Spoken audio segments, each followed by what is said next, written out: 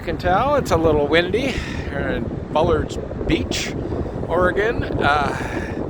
Today's the last day there. We're heading south, across into California, and stay in the Redwoods, so no more camping close to the beach, although it won't be far, it's the coastal Redwoods.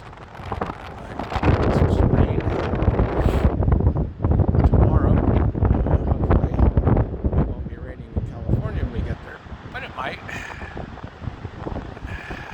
As you can see, there's just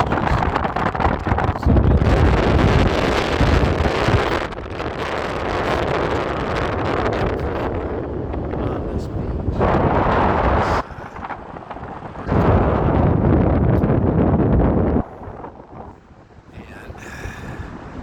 Zoom around here, you'll see there's a Jeep on the beach. So, alright, I might do one more of these tonight, but otherwise, see you in California.